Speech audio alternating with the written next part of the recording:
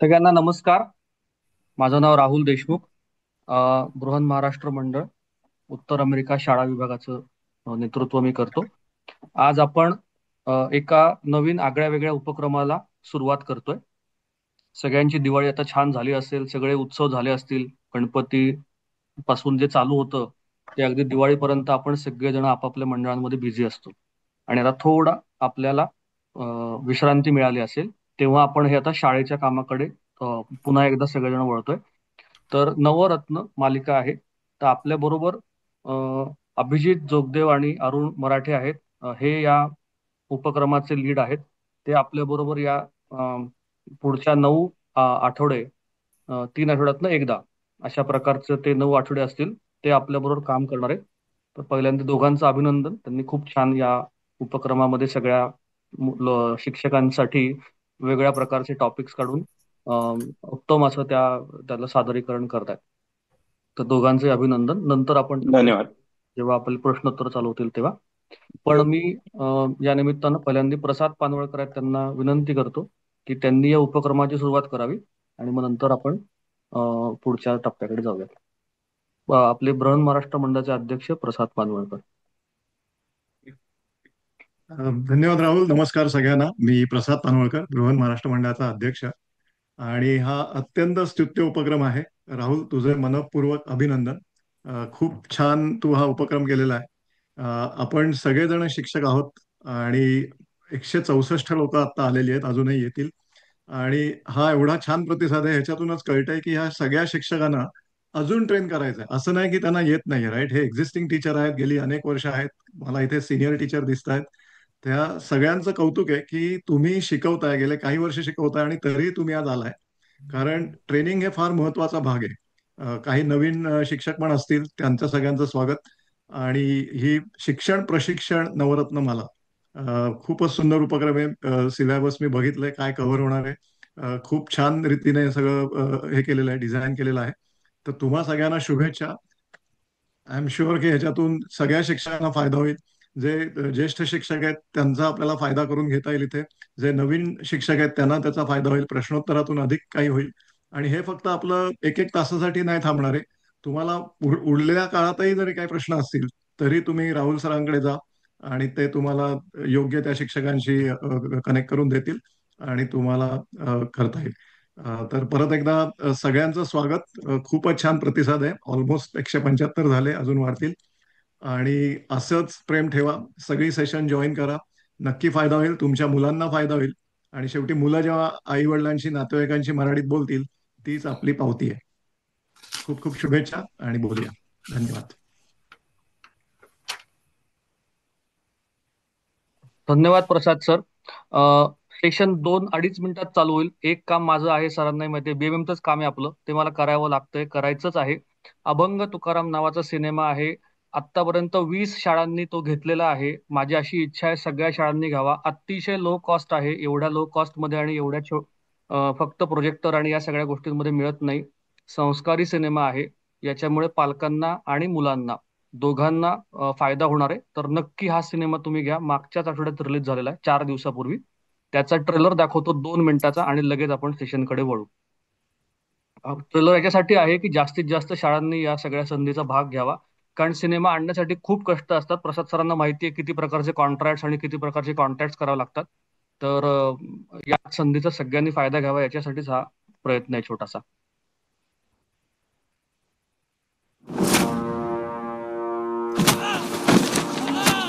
ह्या धुक्यानी संतांच्या सोन्याच्या ताटी नरोटी ठेवलेली आहे.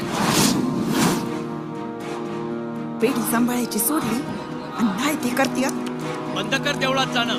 हवले, निर्जीवाच्या पायाशी माथा नाक रगडणं पहिलं बंद कर. असेच शब्दांचे खेळ करून हा धुक्या सर्व लोकांना लुबाडतो.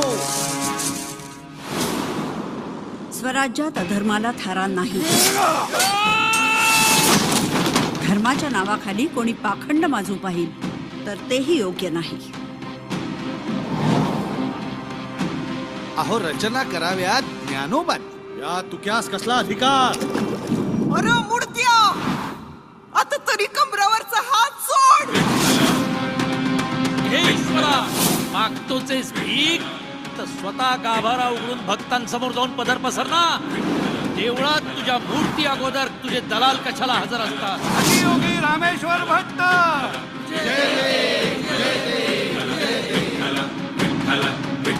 आपण वेदांकडून ईश्वराकडे जाण्याचा प्रयत्न करता, पण पांडुरंग आमचा सखा सोबती असल्यानं आम्ही ईश्वराकडून थेट वेदांकडे पाहतो.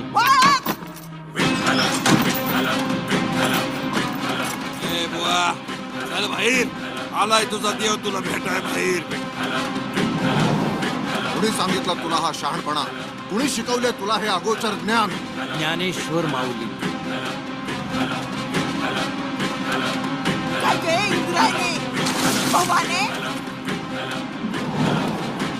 यवनांचं सामर्थ्य आताच्या घडीला अफाट आहे. आमची ही पुटपुंजी ताकद कशी पुरी पडणार? अहो, हा दुर्दम्य सह्याद्री तुमचा पाठीराखा आहे. मला बी हवाय ना, त्या पांडुरंगाच्या भक्तांना सोडा. हिंमत असेल तर मला अडवून दाखवा. हा विठ्ठला, या निर्वाणीच्या क्षणी प्रल्हादाच्या नरसिंहासारखा आमच्या साह्यास धावून नाही आला तर आजपासून टाकलं तुझं नाव. आमच्या डोळ्यात आपण वैराग्याचं अंजन घातलं महाराज. नरजन्माच्या सार्थक्याचा मार्ग दाखवला.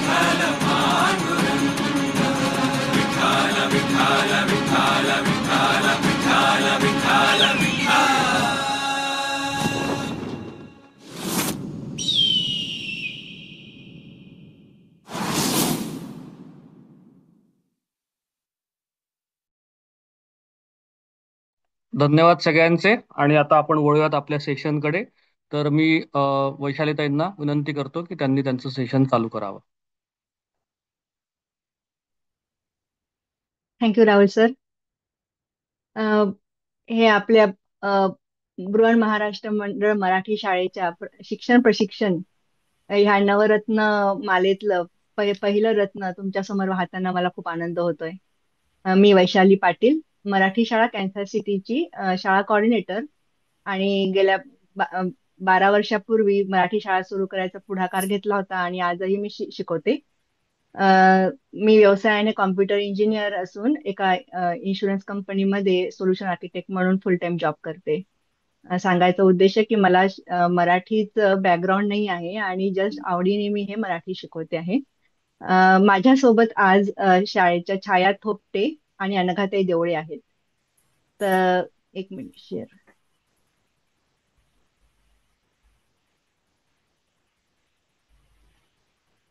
सॉरी, मी इकडे शेअर.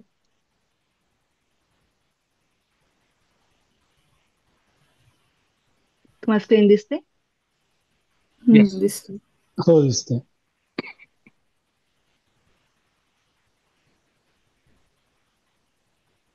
तर आजचा विषय आहे आमचा प्रेझेंटेशनचा वर्णविचार, वाक्यविचार, वाक्याचे भाग, अभ्यासक्रम आणि नियोजन. आम्ही तिघी मिळून हा विषय आम्ही शेअर करणार आहोत तुमच्या समोर. तर विषयामध्ये हात घालायच्या आधी मी श्री राहुल देशमुख सरांचे खूप आभार मानते. त्यांनी आम्हाला इथे खूप मदत केली. आणि त्यासोबतच अभिजित जोगदेव सर आणि अरुण मराठे सर यांचं पण खूप मार्गदर्शन लाभलं आणि आम्हाला ही संधी दिल्याबद्दल तुमचे खूप खूप आभार आहेत. आणि आपण पूर्ण हे विषय संपल्यावरती प्रश्नोत्तर घेऊया, म्हणजे सेशनच्या शेवटी आपण प्रश्नोत्तर घेऊया.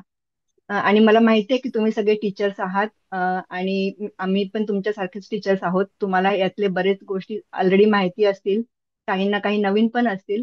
तर पण तरी सुद्धा प्रश्न असेल ते आपण नंतर घेऊया. आणि thanks for this opportunity again. तर वर्णविचाराबद्दल मी बोलणार आहे. वाक्यविचार अनघाताई सांगतील आणि पुढचा विषय छाया घेईल. तर ह्या स्लाइड शो मध्ये जेव्हा घेताना मी संदर्भ घेतला मराठी व्याकरणचं पुस्तक, हे राहुल सरांनी पाठवलं होतं ते पुस्तक, आणि महाराष्ट्र शासनाने प्रकाशित केलेली हे त्यांनी स्वीकृत केलेली ही मराठी वर्णमाला, त्यांचं ते डॉक्युमेंट आहे, ते पण मी त्याचा संदर्भ घेतला. तर वर्णविचार मध्ये आपण वर्णाबद्दल बोलणार आहे. तर मराठीमध्ये एकूण 52 वर्णाचा उल्लेख केलेला आहे. तर 52 उल्लेखामध्ये स्वर 14 घेतलेत. स्वरादी 2 आहा, आणि व्यंजने 34 आणि संयुक्त व्यंजने 2 अशी त्याची विभागणी केलेली आहे. आणि त्याचे मुख्य प्रकार स्वर आणि व्यंजन हे 2 आहेत. तर स्वर म्हणजे ज्याचा उच्चार स्वतंत्र होतो, त्याला दुसऱ्या कशाच्या वर्णात जरूर पडत नाही असे ते स्वर. आणि व्यंजनाला त्याचा उच्चार स्वतंत्र होण्यासाठी आपल्याला स्वरांची गरज असते. तर ते झाली व्यंजना. आणि आता ह्या स्वरामधले स्वरांचे प्रकार त्यांनी घेतले. आपण जसं उच्चार करतो त्या उच्चारानुसार त्यांनी स्वरांचे प्रकार पाडले आहेत. तर ह्रस्व स्वर म्हणजे ज्याचा उच्चार करायला कमी वेळ लागतो. दीर्घ स्वर त्याच्या उच्चार करायला थोडा जास्त वेळ लागतो. जसं ह्रस्व स्वर मध्ये इ, उ, ऋ, ऋ. आणि दीर्घ मध्ये थोडा त्याला उच्चार करायला थोडा वेळ जास्त लागतो. इ, उ, ए, ऐ, ओ, औ. संयुक्त स्वर ए, ऐ, ओ, औ. याच्यामध्ये उच्चार करताना दोन दोन स्वरांचा उच्चार केल्यासारखा वाटतो, म्हणून आपण संयुक्त म्हणतो. जसं ए मध्ये आणि ईचा किंवा ऐ मध्ये आणि मोठ्या ईचा असा असा त्याचा उच्चार केल्यासारखा वाटतो, म्हणून आपण ते संयुक्त स्वर म्हणतो. सजातीय स्वर उच्चार सिमिलर आहेत त्याचे आ, इ, ई, उ, ऊ. आणि विजातीय म्हणजे आणि ई चा उच्चार थोडा वेगळा आहे, तर त्यांनी तसे ते स्वरांचे प्रकार केले आहेत. तर ह्या स्वरांमध्ये अ, आ, इ, ई, उ हे या आणि हे जे 2 नवीन स्वर आहेत, हे आपल्या मराठीमध्ये बरेच शब्द आता इंग्लिश मधनं येत आहेत. तर त्याचा वापर व्यवस्थित व्हावा म्हणून आपण या आणि चा समावेश या स्वरांमध्ये केलेला आहे. तसंच रू आणि ऋ हे तुमच्या माहितीसाठी या स्वरामध्ये घातलेलं आहे. आपण मराठी शाळेच्या अभ्यासक्रमामध्ये 14 खडी शिकवतो, जसं आ, इ, ई, उ, ऊ, ए, या, ऐ, ओ, औ, आहा. पण रू आणि ऋ हे मराठीमध्ये त्याचा समावेश केलाय, कारण की ऋ हा जो शब्द आहे किंवा रू आहे, याच्यामध्ये बरेच शब्द मेन उद्देश संस्कृत मधून येतो आहे. तर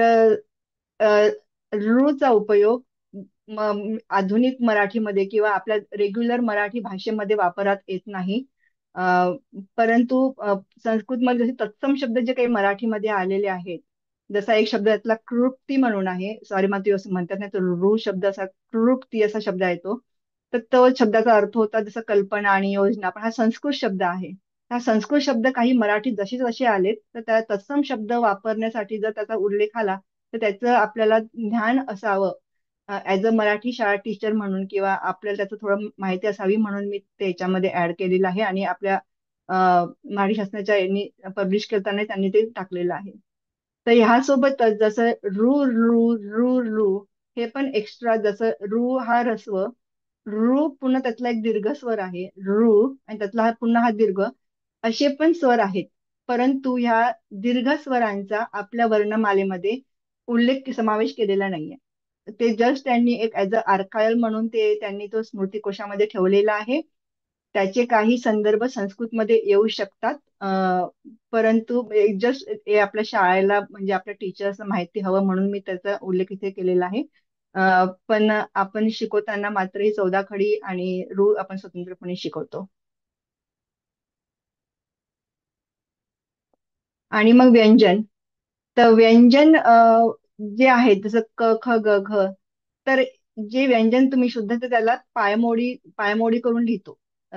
त्याला पायमोडून त्याचा पूर्ण उच्चार होत नाही, जोपर्यंत आपण त्या क ला लावत नाही तोपर्यंत तो क होत नाही. त्यामुळे तो पाय मोडून आपण त्याचा उल्लेख करतो हे व्यंजनाचा. तर ही जशी आपण ही लिहिली असेल क, ख, ग, घ आणि हे पाय मोडून, त्याला आपण वर्णमाला म्हणतो. हे हे खरे वर्ण आहेत क, ख, ग. याच्यामध्ये आपण स्वर लावलेले नाहीयेत. तर जेव्हा आपण याला स्वर लावतो, जसं क ला लावलं की ते क, आणि जे आपण चौदाखडी करतो क ला केलं की का, तसं ती तर ही जी ओरिजिनल पाय मोडून लिहिलेली व्यंजन आहे त्याला आपण वर्णमाला म्हणतो. पण जेव्हा त्याला आपण क अधिक करून क करतो, मग क, ख, ग, घ जी ही 12 खडी आपण सुरुवातीला बघितली, अ, ही ही आपण याला अक्षरमाला म्हणतो. कारण की ह्या क मध्ये आपण चा समावेश केलेला आहे, म्हणून आपण याला अक्षरमाला म्हणतो. पण जी आपण व्यंजन नुसते लिहितोय ही आपण वर्णमाला म्हणून उच्चार केलेला आहे. तर हा जो उच्चार आहे व्यंजनांचा, हा विशिष्ट प्रकारे आपल्या मुखावाटे होतो. तर आपण त्याचं दात, ओठ, टाळू या सगळ्यांचा उपयोग करून हे करतो. त्यामुळे याचे 5 वर्ग काढलेले आहेत: क चा वर्ग, च चा वर्ग, ट चा वर्ग, त चा वर्ग आणि प चा वर्ग.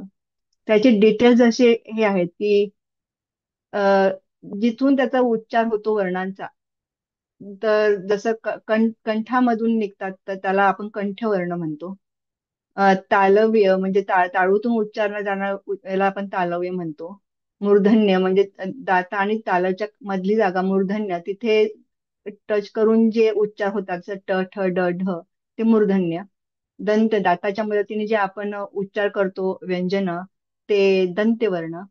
आणि ओष्ठ म्हणजे ओठाच्या याने जे करतो ते ओष्ठ, प फ ब भ म किंवा उ उ, हे ओठ आपण हलतं आणि मग ते ओष्ठ होतात. दात आणि ओठ वापरून जे होतात त्याला दंतोष्ठ.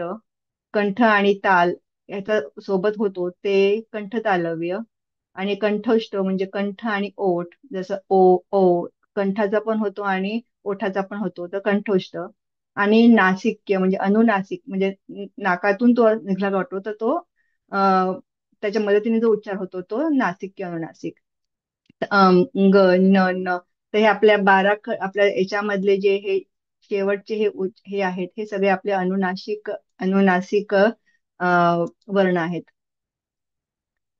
तर तसंच जसं आपण ते कंठवर्ण वगैरे ते म्हणतो, पण याचं वर्णाचं वर्गीकरण आपण जे केलेलं आहे, तर वर्णाचे वर्गीकरण केलं आहे कठोर वर्ण. तर कठोर वर्ण म्हणजे जे जोरात तोंडातून उच्चारातून आवाज येतो, किंवा त्या वर्णातून जसं श्वास अडल्यासारखं वाटतं आणि पण त्याचा अचानक असं बाहेर असे आवाज येतो आणि त्याचा आवाज जोरात येतो, तर त्याला आपण ते कठोर वर्ण म्हणतोय. आणि त्याच वर्णाला व्याकरणामध्ये अघोष किंवा श्वास वर्ण पण म्हणतात. आणि ह्या वर्णाच्या उच्चारामध्ये नाद नसतो. तर याचं कठोर वर्णाचं एक्झाम्पल आहेत क ख च छ ट ठ. तर बेसिकली हे जे क वर्ग ट वर्ग आपण जे दाखवले आधी सुरुवातीला याच्याबद्दल बोललो आपण, तर याचे पहिले जे दोन आहेत क ख, हे कठोर वर्णामध्ये येतात, आणि दुसरे जे ग घ आहेत ते मृदू वर्णामध्ये येतात. तर प्रत्येक क वर्गाचे सुरुवातीचे दोन ते कठोर आणि नंतरचे दोन मृदू, असे त्यांचे ते वर्ण होतात. कठोरच्या विरुद्ध मृदू. बेसिकली त्याच्यामध्ये सहज हवा बाहेर पडतो, तोंडातून कुठलाही अडथळा येत नाही, आणि ते ऐकतानाही असं गोड आणि मऊ वाटतं, जसं आता ग घ ज झ. अ, तर हे शब्द थोडे मऊ वाटतात म्हणून त्याला आपण मृदू वर्ण म्हणतो. तर जसं तुम्ही बाराखडीमध्ये व्यंजनामध्ये इथे दिलेलंच आहे, पण जस्ट फॉर इझी अंडरस्टँडिंग, सुरुवातीचे हे जे सॉरी मी होत नाही, हे क ख ग घ च छ ट ठ, हे सुरुवातीचे हे दोन हे सगळे आपले कठोर वर्ण. हे त्याच्या पुढचे ग घ ज झ ब ब हे सगळे मृदू वर्ण. आणि हे आपले जे आहे हे अनुनासिक वर्ण. पण हे अनुनासिक जरी असले तरी याचा उच्चार हा मृदू असतो, तर त्यामुळे हा ते मृदू वर्णामध्येच त्याचा उल्लेख होतो. तर आता हे अनुनासिक शब्द किंवा अनुनासिक वर्ण, तर याचा कसा उपयोग होतो आपल्या भाषेमध्ये? तर जेव्हा आपण अनुस्वार लिहितो, तर अनुस्वार हे मराठीमध्ये सगळ्या याला आपण अनुस्वारच देतो. जसं अक्षरावरती आपण अनुस्वार देऊनच त्याचं आपण हा साऊंड लिहितो. मग ते सांज असो किंवा थंड कुठलंही असलं तरी आपण ते वापरतो. पण याचा सुरुवातीला किंवा जेव्हा मराठी भाषा डेव्हलप झाली, मेनली त्याचा उच्चारामध्ये फरक पडतो, तो त्याच्या रचनेवरून. जिथे ग आहे ग, तर त्याच्या शब्दामध्ये जर तो अनुस्वार असेल तर त्याला आपण ग वापरतो. जसं आता एक्झाम्पल दिलं मी, अ, कुठलं दिलं होतं, जसं अंग म्हटलं तर तो आणि ग हा वापरू आपण. किंवा जेव्हा सांज म्हणू तर हा न्य वापरू त्याच्यामध्ये. किंवा थंड लिहिताना जर आपण अनुस्वार न लिहिता थंड असेल तर आपण हा न वापरू. किंवा संत लिहायचं असेल तर हा न वापरतो आपण जोडाक्षरामध्ये, अनुस्वार न देता. किंवा संप म्हणायचं असेल मला, किंवा पंप म्हणायचं असेल प किंवा असं, तर त्या म उच्चार होतो. तर ह्या बाराखडीच्या रचनेवरूनच आपण ते ठरवतो. बेसिकली तसंच ती रचना केलेली आहे की आपण हे जे अनुनासिक वर्ण आहेत, हा आपण त्या क वर्गामध्ये ग चा, च वर्गामध्ये न्य चा, त्या अक्षरामध्ये जर अनुस्वार येत असेल तर आपण हे वर्ण वापरतो.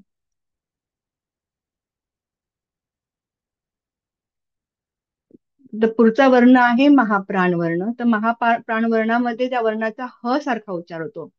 जसं ख घ, तर हा उच्चार करतानाच जसं आता क म्हटलं तर क मध्ये ह टाकला की तो ख असा उच्चार होतो. ग मध्ये ह चा आहे टाकला की तो घ होतो. छ च मध्ये ह टाकला की तो छ चा. तर हे ह सारखे जे उच्चार होतात ख घ छ झ त्याला आपण महाप्राण वर्ण म्हणतो. आणि अल्पप्राण ज्याच्यामध्ये ह चा उच्चार नसतो, ह सारखा उच्चार नसतो, तर तो आपले अल्पप्राण म्हणजे मग क ग च ज ट हे सगळे ते अल्पप्राण शब्द वर्ण होतील. आणि अनुनासिक मी ऑलरेडी एक्सप्लेन केलंच आहे. तर हे मुलांना जेव्हा आपण उच्चार अ, हे व्यंजन शिकवतो किंवा त्यांना नेहमी प्रश्न असतो की मी आता क लिहू की ख लिहू, मी गणपती लिहू की मी घर लिहू, त्यावेळेस युजली जेव्हा ते उच्चार करतात तर त्याच्यासाठी एक टीप हेच आहे की आपण त्यांच्याकडे जेव्हा शब्द म्हणून घेतो तेव्हा एक क सॉफ्ट म्हणतो की ख असं हवा येऊन त्याच्यातला ह उच्चार होतो. हे त्यांना लक्ष देण्यात कॉन्शियस करण्यात केलं की त्यांना ती मदत होते.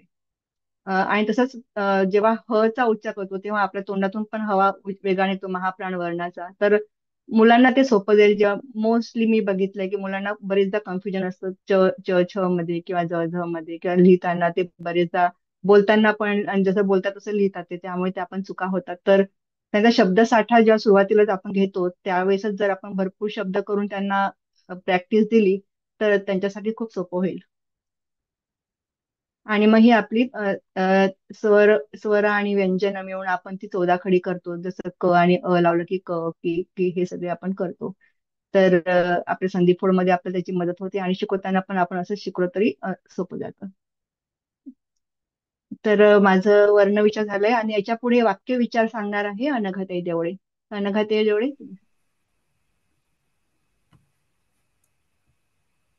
अनघाताई आहे तुम्ही? हो आहे ना. आता व्हिडिओ नाही स्टार्ट. नमस्कार. आता आपण वाक्य विचाराबद्दल ऐकू येत आहे? हो हो, येत आहे, ऐकू येत आहे.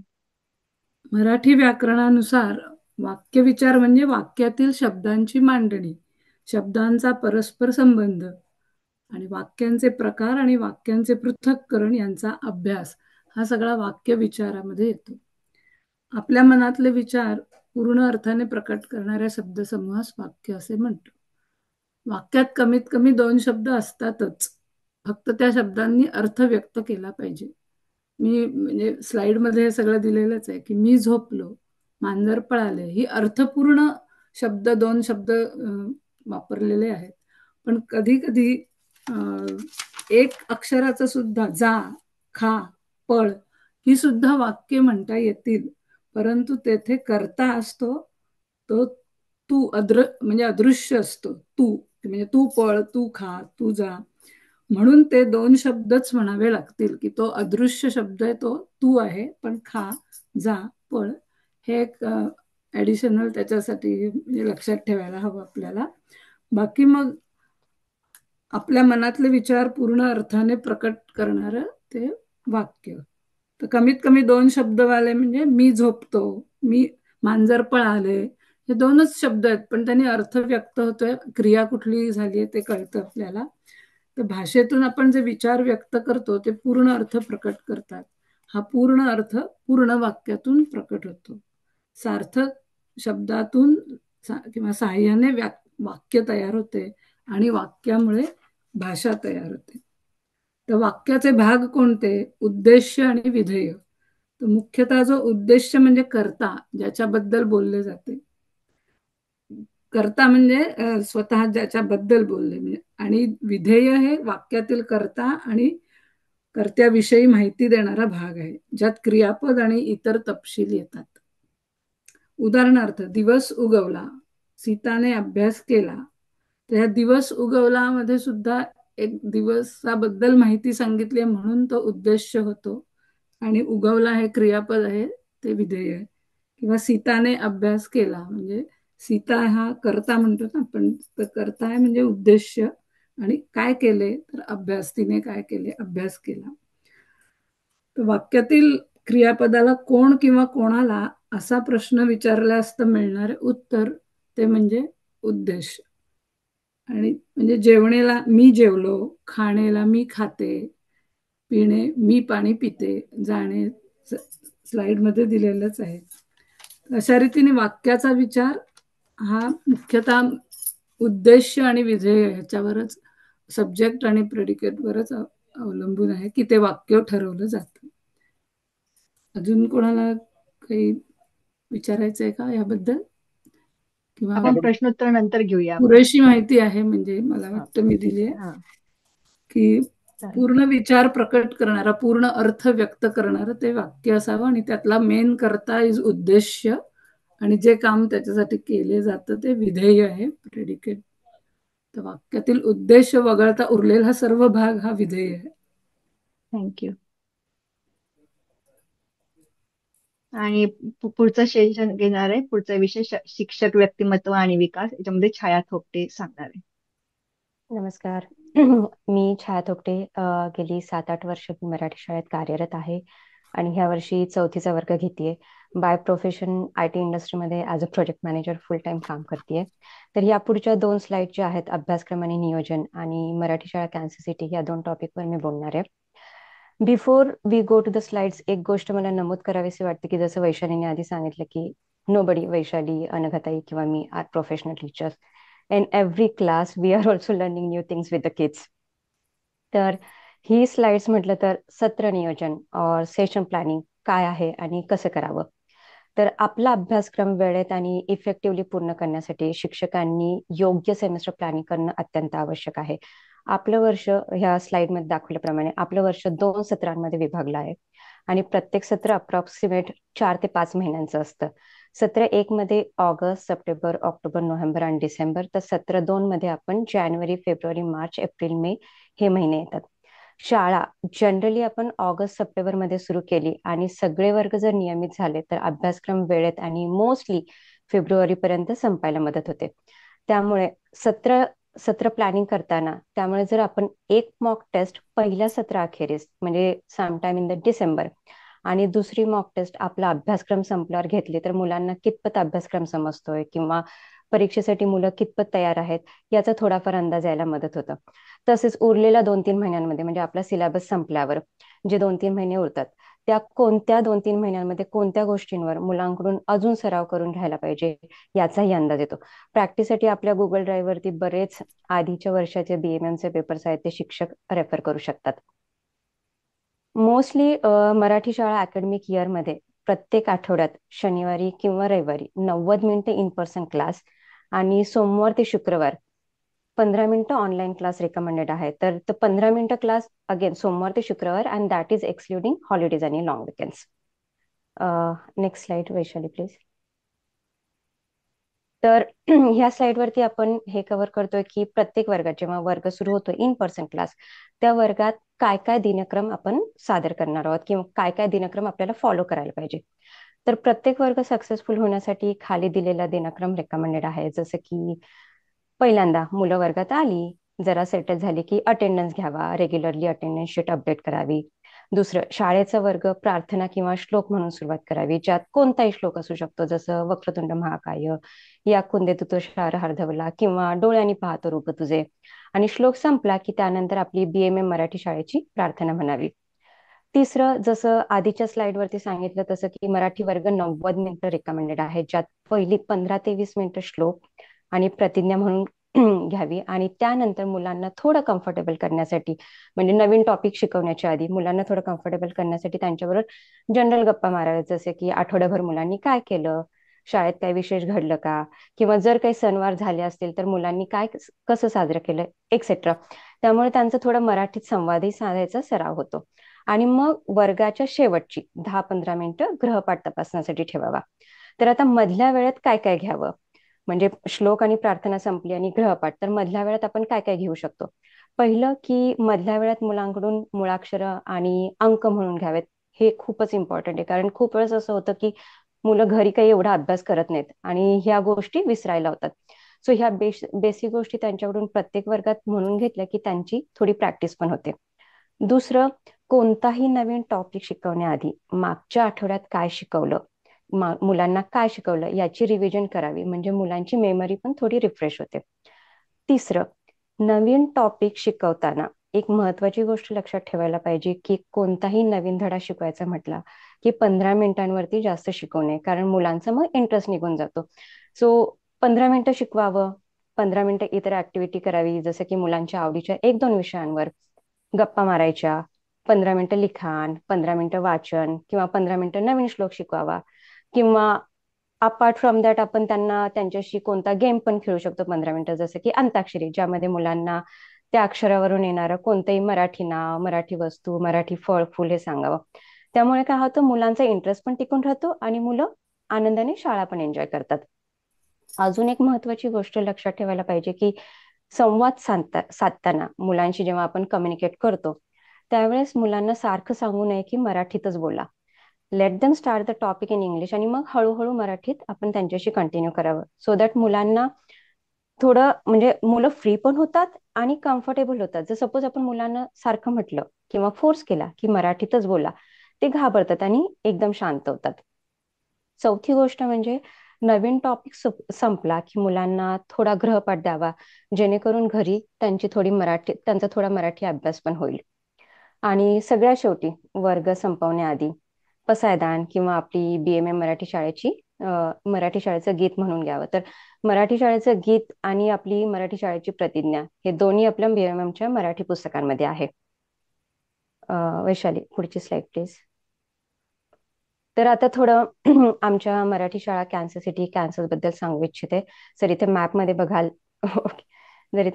बघाल तर कॅन्सस हे मिडवेस्ट मध्ये आहे. पुढची स्लाइड वैशाली. तर आमची शाळा 2014 मध्ये पहिली मराठी शाळा सुरू झाली आणि त्यात 3 बॅचेस होत्या. ह्या वर्षी आमच्या शाळेत एकूण 54 विद्यार्थी आणि 17 पॅशनेट आणि एन्थुसियास्टिक स्वयंसेवी शिक्षिका आहेत. शाळेत एकूण 7 बॅचेस आहेत. ह्या वर्षी आम्ही थोडा एक वेगळा प्रयत्न केला, तो म्हणजे 3 ते 5 वर्ष ह्या वयोगटासाठी गंमत जम्मत ही नवीन बॅच सुरू केली.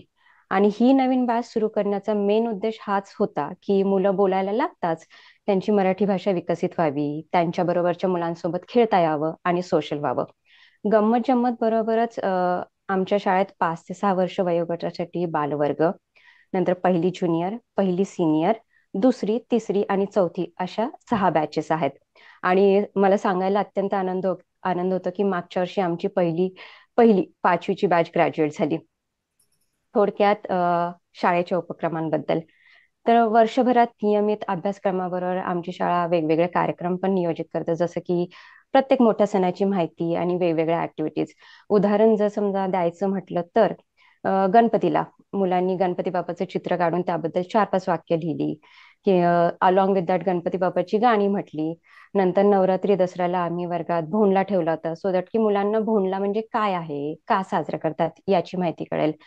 त्यानंतर आता जस्ट मागच्याच महिन्यात दिवाळीला पत्रलेखन आणि भेटकार्ड बनवलं होतं क्लासमध्ये. तसंच दिवाळीचे मोठं वर्कशॉप पण आम्ही आयोजित केलं होतं. त्यात मुलांनी मोठ्या संख्येने भाग घेतला होता, ज्यात आम्ही पणत्या रंगवण्याची ऍक्टिव्हिटी ठेवली होती. आणि आता डिसेंबरमध्ये परत हा पण थोडासा आगळा वेगळा कार्यक्रम किंवा उपक्रम आहे असं म्हटलं तरी चालेल, कारण डिसेंबरमध्ये आम्ही डायरी रायटिंगची स्पर्धा आयोजित करणार आहोत. डायरी रायटिंग कॉम्पिटिशनचा मेन उद्देश परत हाच की मुलांना जर सपोज सुट्टीत अभ्यास दिला की मुलं थोडे तो अभ्यास करायला कंटाळतात, कारण सुट्ट्या असतात त्याच्यामुळे त्यांना अभ्यास करायला नको असतो. पण जर समजा ही डायरी कॉम्पिटिशन जर दिलं तर मुलं त्यांना थोडं वेगळं पण वाटतं आणि इंटरेस्ट घेऊन करतात. आणि आम्ही सो फार बघितलं की दरवर्षी ह्या स्पर्धेसाठी मुलांचा खरंच खूप छान प्रतिसाद मिळतो. आणि अलॉंग विथ दॅट आमचे विद्यार्थी बेसिकली दरवर्षी मराठी भाषा दिन, कॅन्सस सिटीचं महाराष्ट्र मंडळाचं किंवा BMMच्या प्रत्येक वेगवेगळ्या कार्यक्रमात लिटरली ऍक्टिव्हली अगदी पार्टिसिपेट करत असतात. याबरोबरच एक महत्वाचा कार्यक्रम आम्ही आयोजित करतो, तो वर्षाच्या शेवटी जेव्हा आपल्या BMMच्या फायनल तोंडी किंवा लेखी परीक्षा संपतात, त्यामुळे मुलांच्या जस्ट एका गेट टुगेदर साठी एक वार्षिक कार्यक्रम किंवा अॅन्युअल फंक्शन ठेवतो, ज्यात मुलं त्या अकॅडमिक इयरमध्ये काय काय शिकले ते छोटं नाटुकली किंवा गाणं किंवा कविता, डान्स या फॉर्म मध्ये सादर करतात. वैशाली, पुढची स्लाइड. तर आता इथे आम्ही काही फोटोज दिले आहेत. हे फोटोज बेसिकली आता पहिला फोटो तुम्ही बघाल तर तो आपला गणपतीची आम्ही एक ऍक्टिव्हिटी ठेवली होती, त्यात मुलांनी गाणं म्हटलं होतं. नंतर ग्रीटिंग कार्ड्स बनवले होते. हे नंतर दिवाळीचं वर्कशॉप जे झालं होतं त्या वर्कशॉपमध्ये मुलांनी ह्या पंत्या रंगवल्या होत्या. त्याच्यानंतरची पुढची जर स्लाइड म्हटली तर याच्यात हे 2-3 हे 3 एक फोटो जे आहेत ते फोटो आमचे अॅन्युअल फंक्शन, वार्षिक समारंभ जे झाले होते त्यात मुलांनी जे जे काही परफॉर्मन्स केले त्यांचे हे क्विक क्विक स्नॅप्स आहेत. आणि डावीकडचा एक खाली डावीकडे एक फोटो बघाल तर तो बेसिकली जेव्हा आपली BMM ची फायनल परीक्षा होती त्या परीक्षेचा एक फोटो आहे तो. आणि नेक्स्ट स्लाइड वरती हे आमच्या सगळ्या पॅशनेट टीचर जे अगदी मन लावून मुलांना शिकवतात. तर ह्या सगळ्या आमच्या व्हॉलेंटिअर टीचर्स आहेत कॅन्सर सिटीच्या. And that's all. अजून एक आहे, सॉरी. तर इथे बेसिकली आम्ही हे टाकलं होतं की मुलांना सांगितलं होतं की तुम्हाला मराठी शाळेबद्दल काय काय वाटतं. तर त्यांनी आपल्या छोट्या 2-4 ओळींमध्ये लिहिलं होतं की त्यांना मराठी शाळा म्हणजे काय आहे, त्यांना कशी वाटते असे. आणि ही अगदी लहान मुलं होती, म्हणजे असंही नाही की मोठी मुलं होती. ही दुसरीची वगैरे तिसरीची ही मुलं होती. तिसरी. तिसरीची मुलं होती ही. थँक्यू.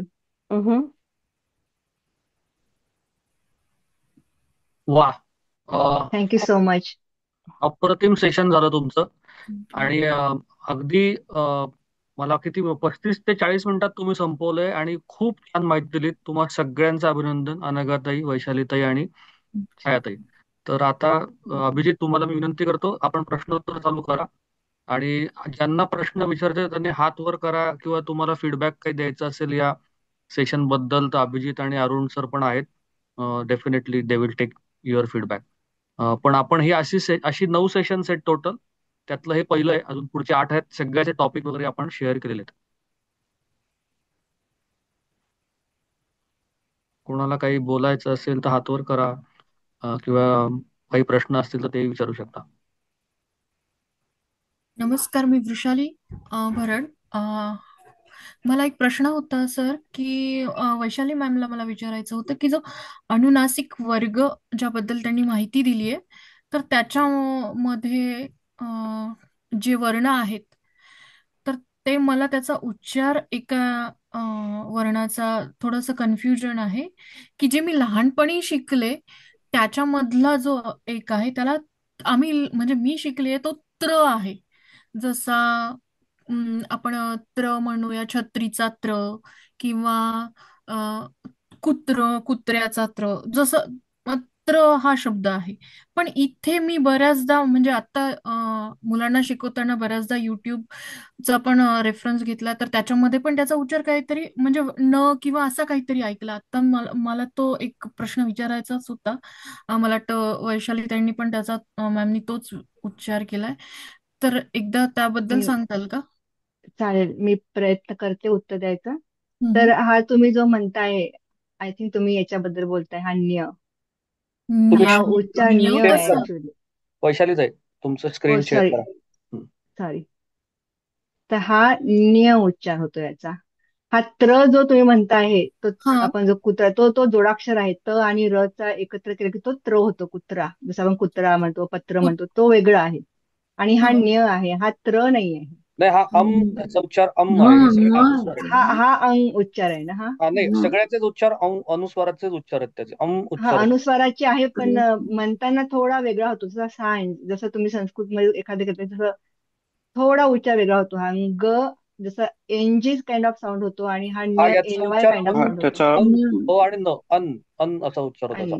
त्याचा अंगठी सारखा उच्चार होतो, ड याचा सारखा जो आहे. हा अंग आणि उच्चार जो होतो. च च्या वर्णमालेमध्ये त्याचा चिंच मध्ये कसा अंग येतो ना, चिंच, त्यातला तो न्य. पहिला जो आहे वरचा जो आहे तो वाङ्मयामध्ये वापरतात. त्याच्या खालचा सांज मध्ये जसा वापरतात तसा, कारण तो ज या गटामध्ये बसतो ना, च छ ज झ याच्यामध्ये. किंवा चंचल, आपण चंचल म्हणतो, तो न्य उच्चार चंचल असा होतो. तो न्य आहे तो. पण बेसिकली अनुस्वार आहे, नाकातनं त्याचा उच्चार येतो. राईट. म्हणजे तो त्र नाहीये, तो त्र नाहीये. हा, तर त्र हा जोडाक्षर आहे, त आणि र चा. तो त्र नाहीये. हा न्य असा उच्चार होतो. ऑल इन द सेम बोट. आम्हाला सुद्धा त्रच वाटतो तो लहानपणी. हो ना, म्हणजे मला असं वाटलं मी काहीतरी चुकीचं इतक्या वर्षांपासून काहीतरी चुकीचं शिकतेय का. नाही, त्याला असं हे नाही, तो वाटायचा सगळ्यांना असं मी म्हणतोय, पण तो नाहीये हे सुद्धा तितकंच खरं आहे. अच्छा, असंच आहे. पुढचा प्रश्न प्रथमेश रेगे, त्यांचा हात खूप वेळचा वर आहे. नमस्कार सगळ्यांना. मी ते टॉरेन्स मराठी शाळेत नवीन शिक्षक म्हणून जॉईन झालोय. माझा या आधीचा एक्सपिरियन्स इज इन बे एरिया. तिथे मी ऑलमोस्ट लाईक 1.5 वर्ष शिकवलं होतं फार आधी. सो मी ते स्लाइड बघत होतो, त्यात असं लिहिलं होतं की शाळेच्या एंडला तुम्ही आयदर मराठी गीत किंवा पसायदान म्हणा, पण त्याच्याऐवजी जर वंदे मातरम म्हटलं तर काय आहे का? Is it a good idea to do that? मग तुम्हाला त्यावेळेला अमेरिकन राष्ट्रगीत पण म्हणावं लागेल, कारण तुम्हाला दोन्ही फॉलो करावं लागेल, कारण तुम्ही या देशात राहताय ओके म्हणून. Okay okay understood. आदिती ताई. थँक्यू. नमस्कार, मी आदिती करडखेडकर, मी कनेटिकटमधून बोलतेय. तर माझं सगळ्यात पहिले तर खूप छान सेशन झालं, त्याच्याबद्दल धन्यवाद. माझा प्रश्न सेशन प्लॅनिंग बद्दल होता. मला हे विचारायचं होतं, म्हणजे आम्ही याच्या आधी वेगवेगळ्या राज्यात राहिलोय, त्याच्यामुळे मला वेगवेगळ्या मराठी शाळांचं थोडंसं स्वरूप माहिती आहे की म्हणजे लेवल्स ज्या आहेत त्या 1 वर्षात पूर्ण करायच्या असतात का 2 वर्ष करायला पाहिजे का? म्हणजे ऍक्च्युली बीएमएमनी जेव्हा हा सिलेबस बनवला तर तो साधारण किती इन्स्ट्रक्शन आवर्सच्या हिशोबाने बनवला होता? मी याचं उत्तर देतो, कारण की हा मोर टुवर्ड्स बीएमएम पॉलिसीचा सिलेबसचा प्रश्न आहे.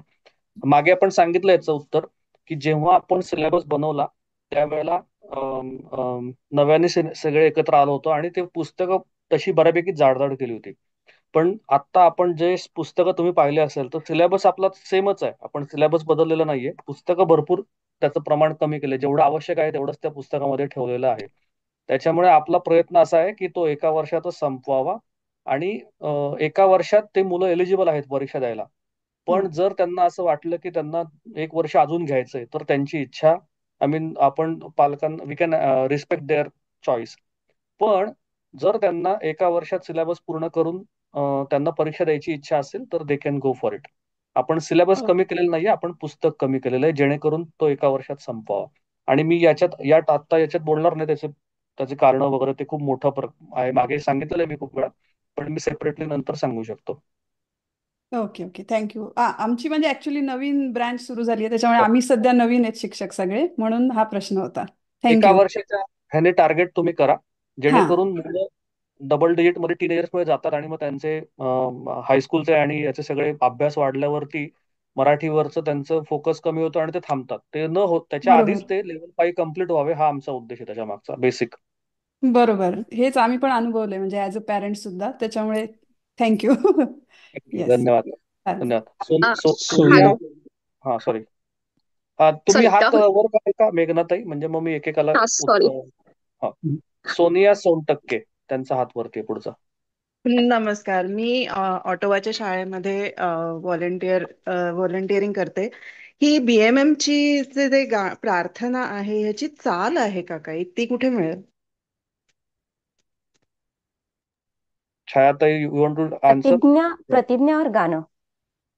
बीएमएम गीत म्हणतात.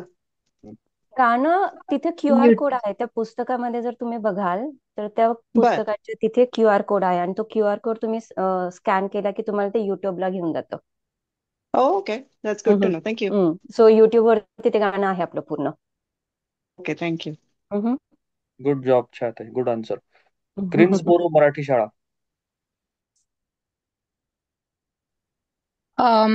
हॅलो सर, माझा असा प्रश्न होता, जेव्हा प्रेझेंटेशन जे दाखवण्यात आलं त्यामध्ये त्यांनी पहिली सिनियर आणि पहिली ज्युनियर असा त्यांनी उल्लेख केला. तर अशा काही ब्रँचेस आपण बनवू शकतो का आपल्या मुलांच्या म्हणजे नॉलेजनुसार?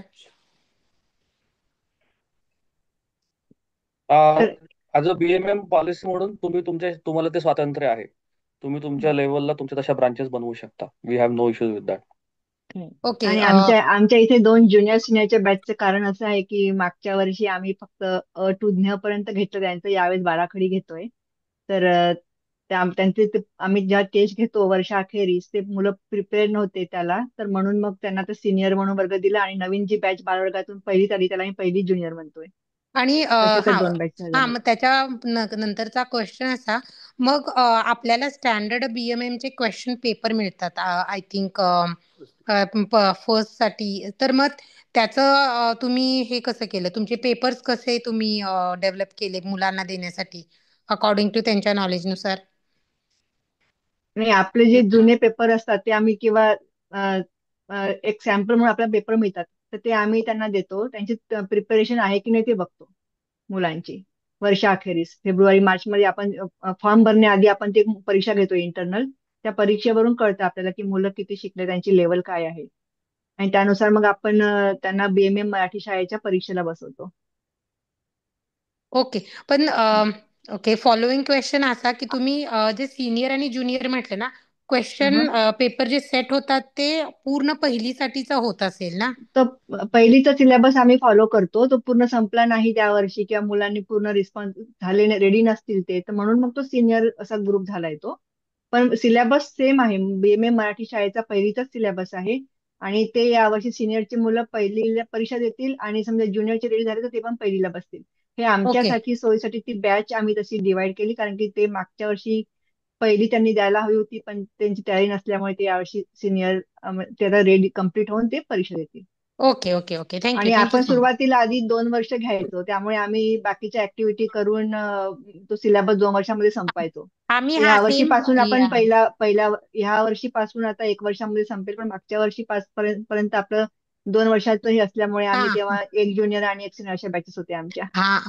आम्ही क्वेश्चन ह्यासाठी विचारलं कारण आम्ही सुद्धा सेम प्रॉब्लेम फेस करतोय आज आमच्या इथे नवीन शाळा चालू झाल्यामुळे.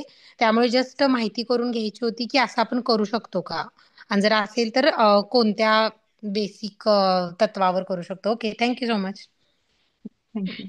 धन्यवाद. अनुष्का कुलकर्णी.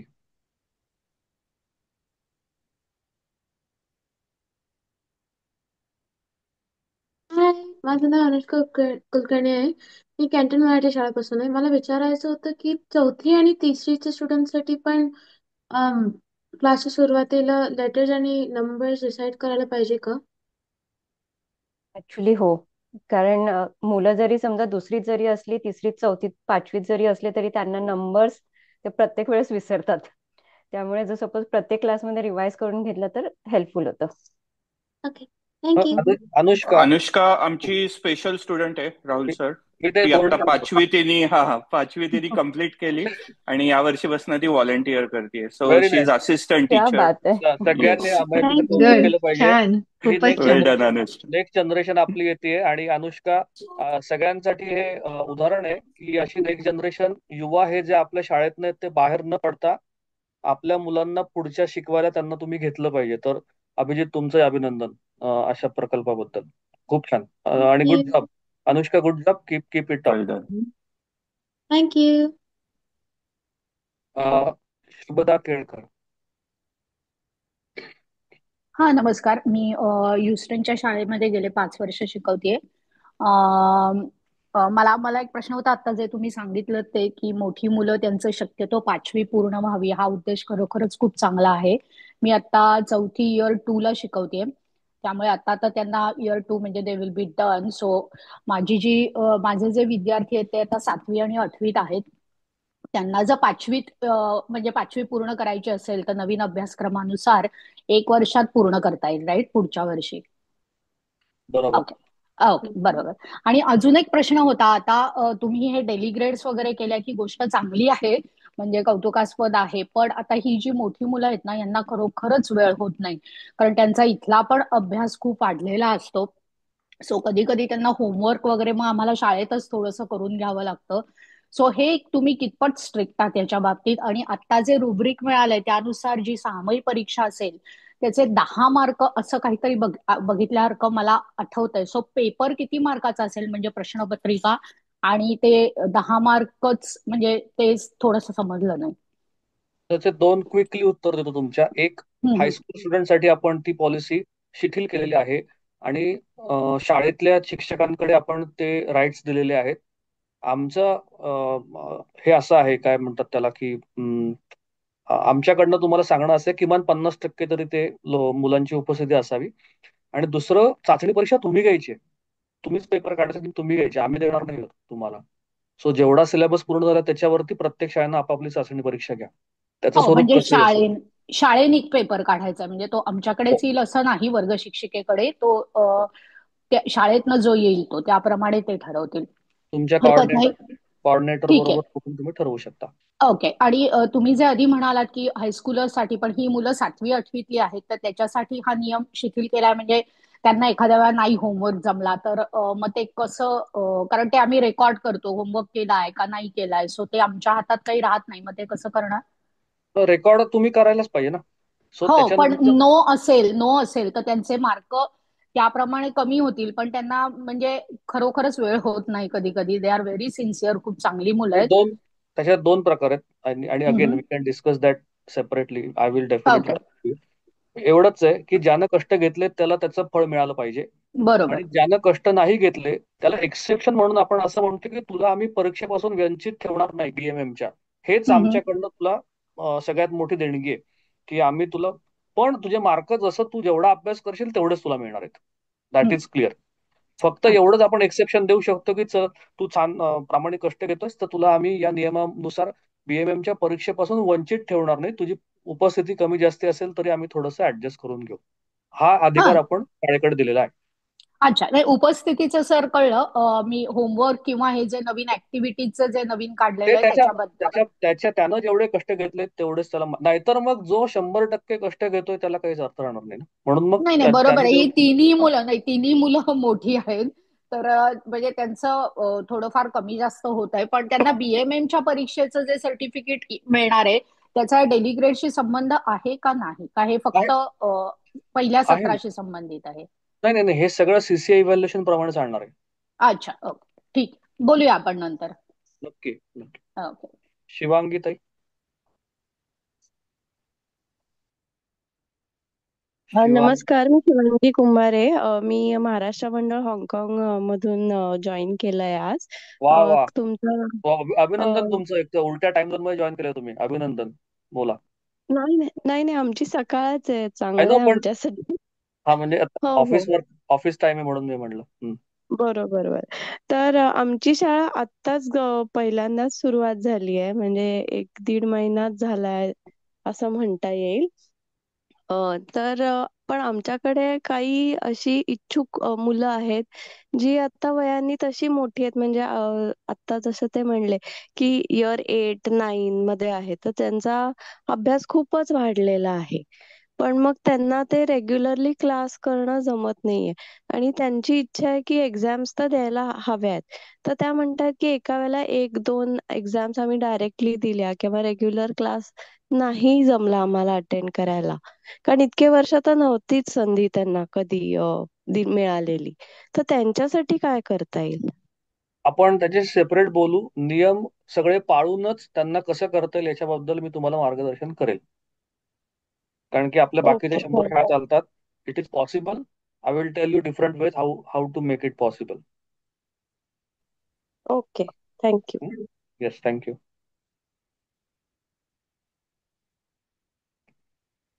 छान. अभिजित अरुण सर तुम्ही जरा कॅमेऱ्यावरती या. दोघांचं अभिनंदन. खूपच त्यांनी कष्ट घेतलेले आहेत या सगळ्या उपक्रमासाठी. त्याबद्दल दोघांचे मनपूर्वक अभिनंदन. आणि पुढचे जे सेशन्स आपले होणार आहेत त्याच्यासाठी हे तुम्हाला मार्गदर्शन करतील. तुमच्या बरोबर बसून तुमचे सगळे पॉवर पॉइंट्स आणि डेमॉन्स्ट्रेशन सगळे करतील. आणि तुम्हाला कोणाला काही सजेशन्स असतील तरी तुम्ही यांच्याशी संपर्क साधू शकता. अभिजित जोगदेव फ्रॉम कॅन्टन मराठी शाळा डेट्रॉइट आणि अरुण मराठे सर शॉर्लेट मराठी शाळा. या दोघंही अनेक वर्षांपासून आपल्या शाळांमध्ये शिकवत आहेत आणि दोघांनी खूप छान व्हॉलेंटिअरचं काम केलं आणि हे सगळं जमवून आणलंय. त्याबद्दल दोघांचं अभिनंदन. Thank you for this opportunity. आणि मजा येते असं काहीतरी नवीन करताना आपल्याच लोकांसाठी. पुढचा फक्त विषय टॉपिक सांगा आणि आपण बरोबर 9ला थांबू. पुढच्या पुढचे आपलं साइन अप अजून ओपन आहे डिसेंबरचं. विकारी अविकारी शब्द नाम सर्वनाम विशेषण. So it's up for grab. कोणी शिकवायला उत्सुक असतील आपल्यापैकी तर नक्की साइन अप करा. 3 डिसेंबरला तो सेमिनार आहे पुढचा. तर आपण साधारण एक 5-6 दिवस आधीपासून तरी मॉक ड्रिल आणि हे असं सगळं करतो.